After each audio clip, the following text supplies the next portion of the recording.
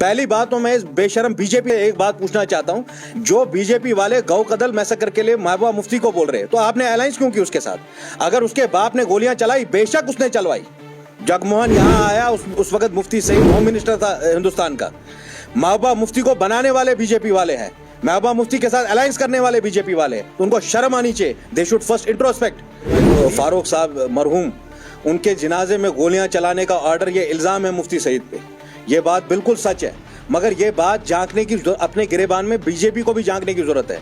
जब पंडितों पे फिल्म बनती है तो आपके अभी के प्राइम मिनिस्टर बोलते हैं सच बाहर आ गया, तो इतने साल आप सियासत में कर क्या रहे थे? आपके तो प्राइम मिनिस्टर 96 से वाजपेयी भी थे। अगर पंडितों से किसी ने नुकसान किया या अगर कश्मीर में ह्यूमन राइट्स वायलेशन हुई, आपने आवाज क्यों नहीं उठाई? आप जानते होंगे, मैंने कहा जब से शेख मोहम्मद अब्दुल्ला की 53 में गिरफ्तारी हुई, हर इलेक्शन 77 तक रिग किया जाता था। इतना रिग किया जाता था कि वक्त के प्राइम मिनिस्टर को एक अपोजिशन के जयप्रकाश नारायण ने ये बात बोला, जब हम कश्मीर की तरफ देखते हैं हमें शर्म आती है कि हिंदुस्तान की जमहूरियत का किस कदर मजाक बनाया गया है। These people have damaged Kashmiris. They have killed our generations. They have scarred generations in Jammu and Kashmir. बेशक ये बात सही है कि मुफ्ती सईद ने उस हवल मैसेकर में गोलियां चलवाई। He was the home minister. He was the focal responsible man. He should be held responsible for those people who were killed. But BJP should also be held responsible why they formed PDP in 2002. BJP should also be held responsible why they formed an alliance with PDP post 2014. उनके वालिद home minister थे मुफ्ती मोहम्मद सईद, तो जो मीरवाइज साहब के जिनाजे में, मीरवाइज फारूक साहब मरहूम, उनके जिनाजे में गोलियां चलाने का ऑर्डर, ये इल्ज़ाम है मुफ्ती सईद पे। ये बात बिल्कुल सच है, मगर ये बात झांकने की, अपने गिरेबान में बीजेपी को भी झांकने की जरूरत है। जब पंडितों पे फिल्म बनती है तो आपके अभी के प्राइम मिनिस्टर बोलते हैं सच बाहर आ गया, तो इतने साल आप सियासत में कर क्या रहे थे? आपके तो प्राइम मिनिस्टर 96 से वाजपेयी भी थे। अगर पंडितों से किसी ने नुकसान किया या अगर कश्मीर में ह्यूमन राइट्स वायलेशन हुई, आपने आवाज क्यों नहीं उठाई?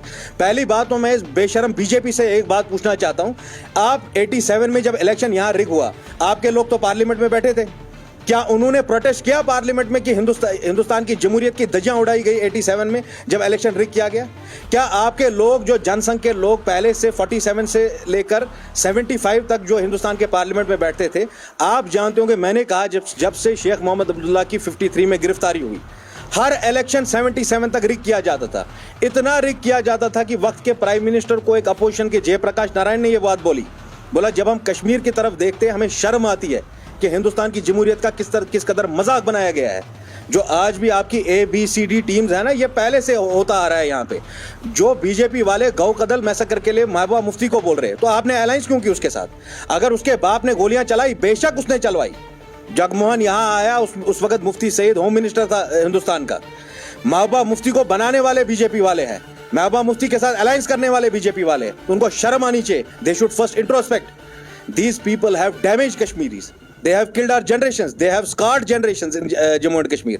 बेशक ये बात सही है कि मुफ्ती सईद ने उस हवल मैसेकर में गोलियां चलवाई। He was the home minister. He was the focal responsible man. He should be held responsible for those people who were killed. But BJP should also be held responsible why they formed PDP in 2002. BJP should also be held responsible why they formed an alliance with PDP post 2014.